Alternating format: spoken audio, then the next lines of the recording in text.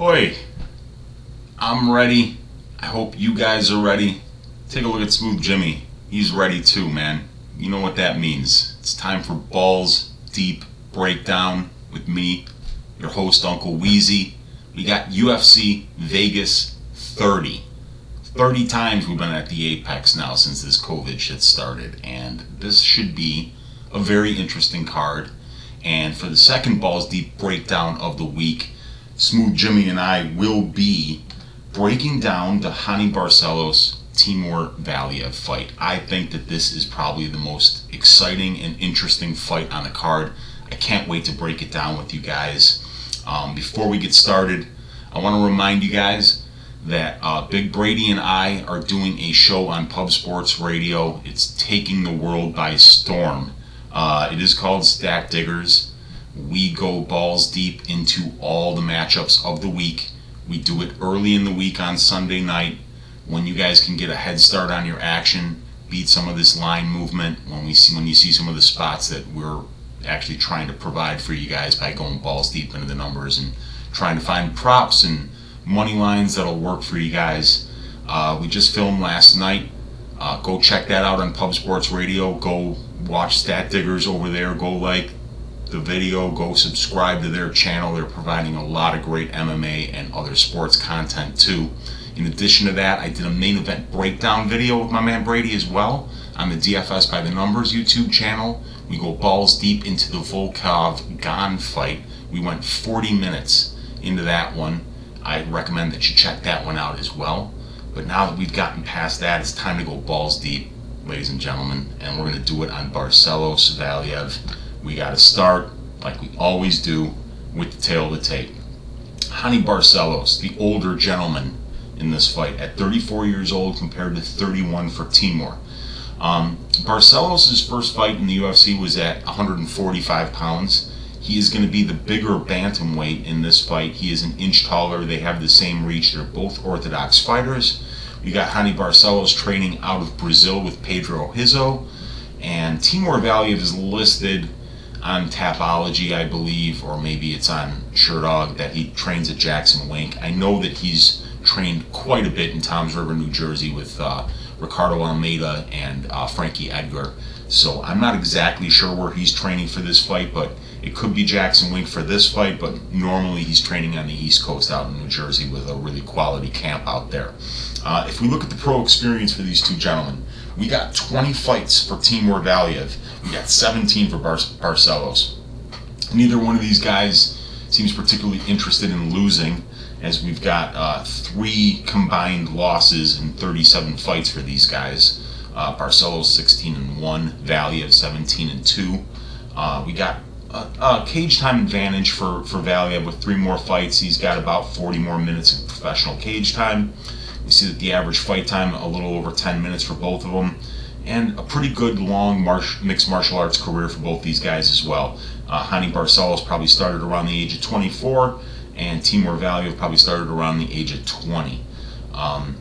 If we look at the UFC experience, we know that Valiev had some good experience outside of the UFC prior to getting there. I know he was in PFL, and he was in a couple other pretty good, but we'll check that out when we go into the Tapology pages and go deeper into the history of both of these guys. But Valiev's been around for a minute, so even though he's new to the UFC, he's definitely not new to mixed martial arts, and he's no rookie here. We see that Barcelos in 5 fights, 5-0 in the UFC, very impressive, while Timur Valiev is 1 win and 1 no contest, but really that's a 1-1. It's a 1 win, 1 loss. He was knocked out by Trevin Jones. It was a fight that he was winning. He was kicking ass, as a matter of fact, but Trevin Jones caught him with a lead right hook that dropped him, and he finished him. So Valiev not so lucky in that fight, but the average fight time 12 minutes for Barcelos, 11 for Valiev. If we look at the finish stats here, we see that neither one of these guys is what you would call a prolific finisher by UFC standards. Barcelos finishing half of his pro wins by knockout, 8 wins by knockout, and 2 wins by submission in his career. While in the UFC, he has knocked out 2 of his 5 wins have come by knockout, none by submission. Or I'm sorry, 1 by submission. He did submit was it Gutierrez that he submitted. And then in the losses, Barcelos has one loss. I believe it's to Mark Dickman, and he got subbed via a rear naked choke. We see Valiev, his wins, 12% coming by submission, so that's 2 wins career by submission, about 30% by KO, so 5 wins by KO for him. And in his 3 losses, he's been finished once by knockout by Trevin Jones, but in the other 2 official losses, he has never been finished. So let's go to the striking stats here. And we can see that both of these guys have got some pretty impressive striking numbers. Raoni Barcelos landing 5.6 significant strikes per minute out of 10.56 offered. That's a lot landed, that's a lot offered, and a 53% striking accuracy is fantastic. But Timur Valiev, while he doesn't throw the same kind of volume, he's landing at such a crazy accuracy rate that even though he's throwing like 3 less strikes per minute, he's landing about the same amount of strikes that Barcelos is landing. 71.6% striking accuracy. Both these guys have shown some power in the UFC, as Raoni Barcelos has 2 knockouts and 2 knockdowns, and Valiev has 1 knockdown. 0.68 per 15 minutes and 0.5 for 15 minutes for Barcelos. Now let's look at the defense. We see that actually Raoni Barcelos is landing more strikes than he absorbs, but his opponents are actually throwing more strikes than Barcelos is. So really good ratio here for Barcelos, despite the fact that his opponents have actually thrown more volume than him. He's still outlanding them, and that is a function of some spectacular 67.65% striking defense. And if you go and you watch the tape on Barcelos, it won't be a surprise to you that his striking defense is that elite, because this guy moves so well on his feet.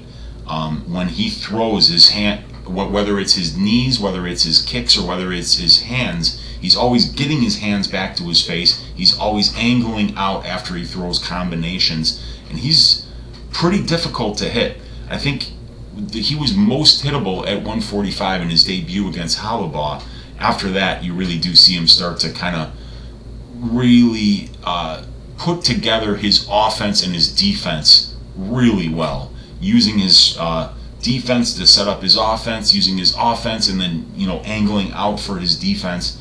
Barcelos is a wizard on the feet, and he's a wizard on the ground too.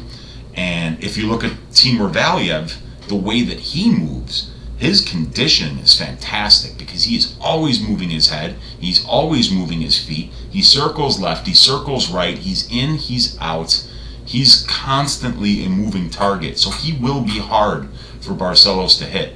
And I'm going to give Valiev the conditioning advantage here. Is I've seen Barcelos slow down a little bit in the 3rd round, but even when he does slow down and his mouth kind of gets open and he starts to breathe through his mouth for air, and it looks like he's exhausted, he's one of these fighters who fights through it and continues to throw with power. He continues to actually out-volume his opponents even when he's tired. I saw that most in the, I would say, the Said Nurmagomedov fight and the one before, and the Gutierrez fight. Even when he got a little tired, he started out-voluming these guys. And in Taha especially, that fight, I think that's probably his masterclass performance in the UFC. If you watch what the performance that Barcelos put on, he was minus 380 against Khalid Taha, and he absolutely beat his ass from pillar to post. It was an impressive performance, and he looked every bit of the minus 380. So these guys are both really good. They're, Barcelos throws with, in my opinion, with more power than Valiev does. Barcelos is probably the better defensive striker fundamentally, but the way that Valiev moves and the way that he's in and out, left and right, up and down, and throws with such a variety of strikes, he's also going to be hard to hit.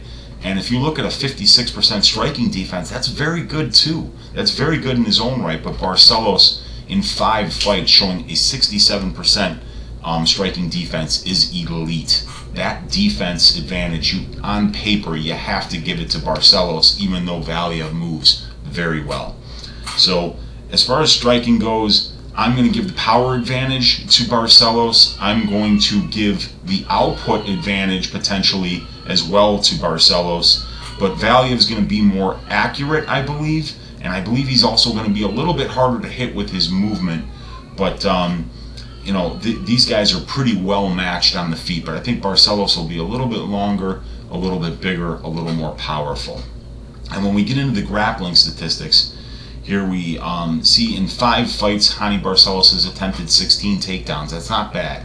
And he's gotten 9 of them. So when he does go for takedowns, he gets them 56%. 2.23 takedowns per 15 minutes he's averaging. And he averages 0.74 submission attempts per 15 minutes. He gets 28% control time while only allowing 3.83% control time. If we look at Valiev, in his 2 fights, he's averaging 3 takedown attempts per fight. He's gotten 4 out of those 6 takedown attempts for another excellent takedown percentage of 66%. 2.73 takedowns per 15 minutes, and a 51% control time, only against 4.7 control time allowed. So both of these guys are very efficient when they choose to go for takedowns. They're getting them. They're getting control time with the takedowns that they're getting. They are averaging more than 2 takedowns per 15 minutes apiece. Barcelos is going for submission attempts on the ground, while Valiev is probably a little more happy to strike and throw ground and pound. But Barcelos has vicious ground and pound, and Timur Valiev's, there's nothing wrong with his either. If we look at the takedown defense, Valiev has defended 1 out of 2 takedowns for 50%. Barcelos in 5 fights has had 7 takedowns shot on him. Only 1 has been successful for an 85.71% takedown defense. So something of note, Raoni Barcelos started doing Brazilian Jiu-Jitsu at the age of 5. And as a young man, he wrestled for the Brazilian national team. So not only does he have the submission skills on the ground that are absolutely legit, his offensive and defensive wrestling games are both very, very, very good. If you want to see an example of how high level his wrestling is, the trip takedown he gets against Kurt Halabaugh in the 2nd round is an absolute piece of work. I mean, it is absolutely gorgeous. Any judo player, any Greco-Roman player, and any freestyle wrestling player would say, damn, when they saw that takedown. And it's like that for a lot of them that Barcelos has gotten. He's gotten 9 takedowns in the UFC, and they're all impressive. He doesn't just take you down and then let you right back up. I mean, when he gets you down, you stay down, and he beats the hell out of you for a while. And Timur Valiev showed great control time in his win over Martin Day. The Trevin Jones fight that we saw out of Valiev in the UFC took place entirely on the feet. So that 51% control time that he amassed that but almost entirely in the Martin Day fight. So when Valiev wants to go to his wrestling, he absolutely can. Will he be able to go to the wrestling against Barcelos? I don't know. I don't know if he's a better wrestler than Barcelos. These Dagestani Russians, you don't ever count them out when it comes to wrestling. But Barcelos is a next level wrestler. He's shown it inside the cage against some really tough opponents. He out-wrestled Said Nurmagomedov. That was a very impressive performance. He lost that 1st round, but he came back and decisively won the 2nd and the 3rd. This guy, Barcelos, is a very, very good mixed martial artist, and there is really no weakness in his game. So this is going to be a very, very tough opponent for Timur Valiev.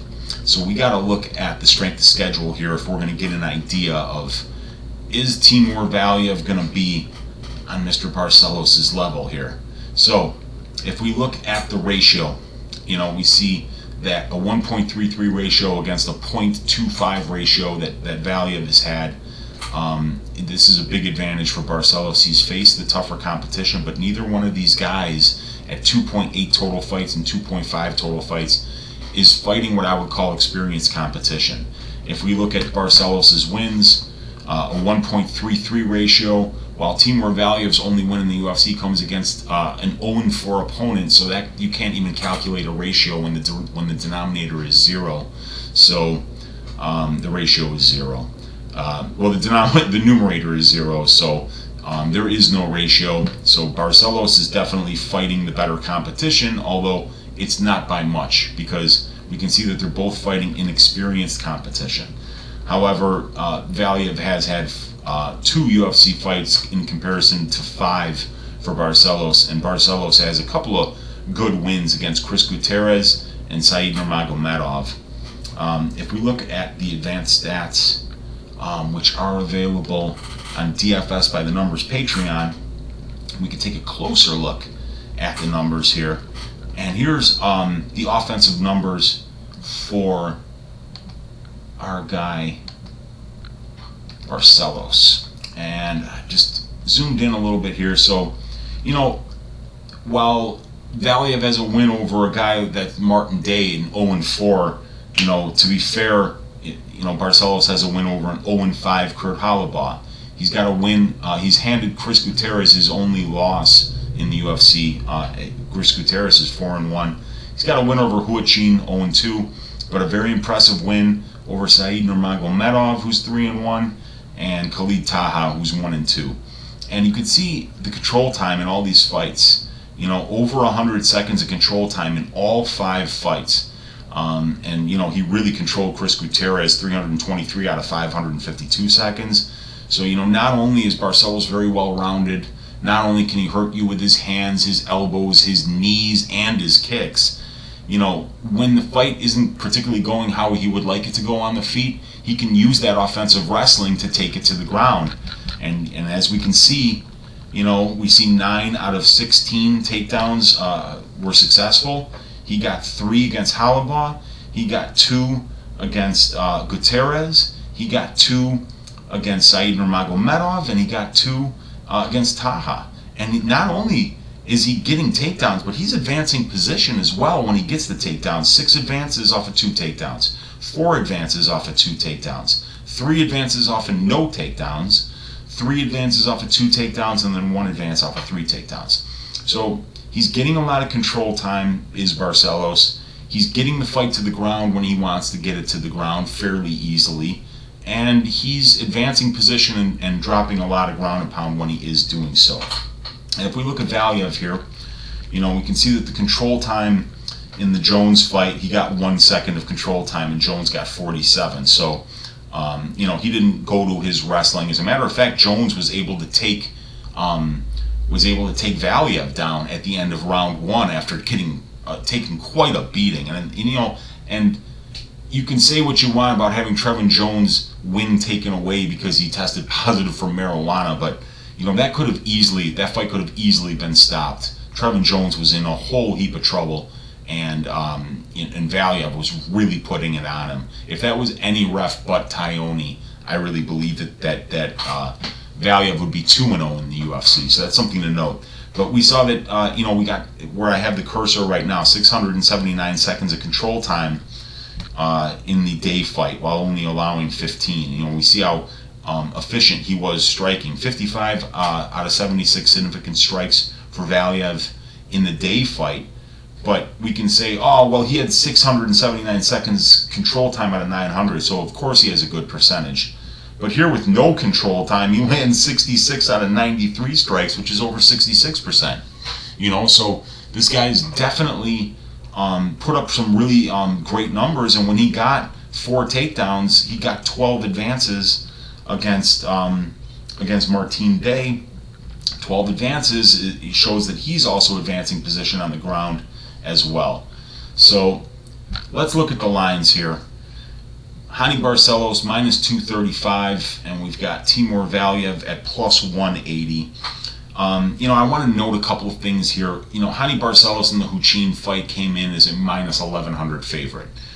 In the Gutierrez fight, I believe he was a minus 550 favorite. In the Khalid Taha fight, Barcelos was a minus 380 favorite.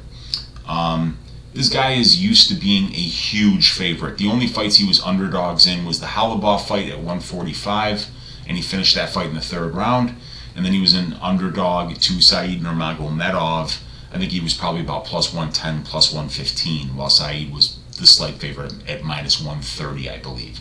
So the bookies give Barcelos a ton of respect, and there's really good reasoning for that. The guy is good everywhere. He hits super hard. When he wants to get the fight to the ground, he certainly can. Timur Valiev is like another version of Raoni Barcelos. He's absolutely good everywhere. His conditioning is better than Barcelos' conditioning, in my opinion. He moves really well. He's good defensively. Offensively, he throws a variety of strikes. You really don't know what's coming.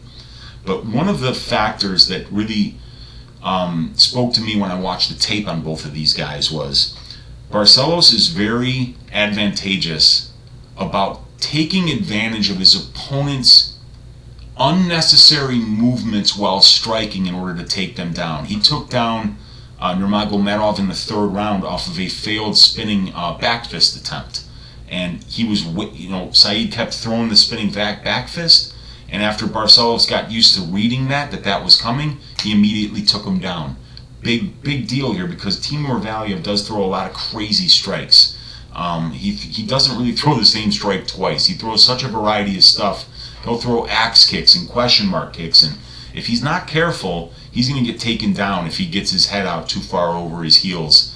And if he gets out of balance throwing any of those strikes, Barcelos is going to take it down. And I think that's where Barcelos really does win this fight.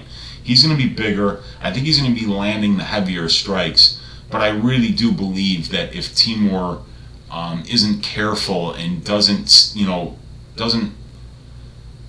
use unnecessary movement when he's striking, he's going to find himself on his back, and Barcelos will be able to dominate the fight with ground and pound and wrestling. So even though I feel like minus 235 is a little bit wide for Barcelos here, I respect the fact that he's minus 235 because, nobody's really shown an ability to get to this guy yet. And I don't know if Valiev is going to be any different. I'm not running to the window at this price. I do like Barcelos here. I think Barcelos is probably going to get it done by decision, but I could definitely see a knockout by Barcelos here because one well-placed shot, by Trevin Jones, that lead right hook, dropped Valiev, and Barcelos hits exceedingly hard. And if you move in too quickly on you, he'll catch you with one of those knees up the middle, and it will absolutely sleep you. I am going with Barcelos here. Like I said, if we look at his record, the only loss comes to Mark Dickman. We can see that one right here, rear naked choke back in 2014. So it's been a while since he's lost. Since then, he is on a 9-fight win streak. My God. And then if we look at Valiev, we can kind of take a quick look through his record here. Find his losses, which are to Trevin Jones, which was a no contest, but that's a legit loss because marijuana is not a performance-enhancing drug. He lost to Chris Gutierrez, which is very interesting because that gives us just a little bit of MMA math to say that that's another favor in Raoni Barcelos, is that he's beaten Chris Gutierrez while Valiev only has a 1-1 record against Gutierrez. What's the other loss? The other loss came in his debut back in 2010, so there's not much we can read from that. Valiev's last loss is in 2016. Barcelos' last loss is in 2014. Both these guys are on huge winning streaks. Both these guys have a really diverse, really well-rounded mixed martial arts game. I can't wait for this fight. If you can't find a side to bet, don't bet it and just enjoy two really well-rounded, really tough dudes go out there and bang it out in one of the best divisions in the UFC. The 135-pound men's division is one of the most stacked divisions in this organization, and I cannot wait to see this fight. I hope you guys found this breakdown helpful. If you did, please leave a thumbs up. Please subscribe to my channel if you like this content, because I'm going to be doing at least 3 balls deep breakdowns every single week. I'll be doing stat diggers every Sunday night on Pub Sports with my man Big Brady. I'll be doing the main event breakdown on DFS by the Numbers YouTube channel every single week. That one is already posted.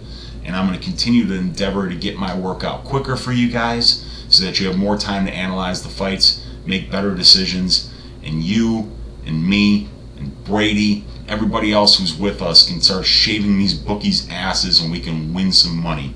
So let's look forward to UFC Vegas 30. Thank you all for spending this time with me, and I hope you guys enjoy UFC Vegas 30 as much as I plan to, and let's make some money.